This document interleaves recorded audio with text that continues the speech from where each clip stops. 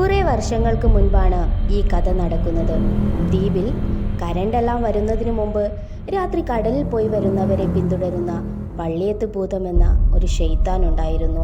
പലരെയും രാത്രികാലങ്ങളിൽ പേടിപ്പിച്ചിട്ടുണ്ട്. കൽപ്പേനി ദ്വീപിൽ ജോലി ചെയ്യുന്ന കാലത്ത് എൻ്റെ അയൽവാസിയായ കുഞ്ഞിക്കുഞ്ഞി എന്ന ഒരാൾക്കുണ്ടായ സംഭവമാണിത്.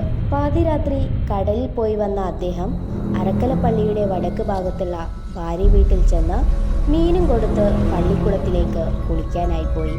അവിടെ അയലിലിട്ട് തോർത്തെടുത്ത് തുണിയും മാറ്റി മൂത്രമൊഴിക്കാനായി മൂത്രക്കോട്ടക്കരികിൽ ചെന്നിരുന്നു. കോട്ടയിൽ സൗകര്യമുണ്ടെങ്കിലും പുറത്തിരുന്ന് മൂത്രമൊഴിക്കുന്നതാണ് ഒരു സുഖം. അങ്ങനെ സുഖിച്ച് ഒഴിച്ചു തുടങ്ങിയതേയുള്ളൂ. പെട്ടെന്ന് ഒരു എലി ചൂചു കരഞ്ഞ് മുന്നിൽ കൂടി പാഞ്ഞു. ഞെട്ടിപ്പോയ അയാൾ ചാടി എണീറ്റു. മൂത്രം ആകെ തെറിച്ചു.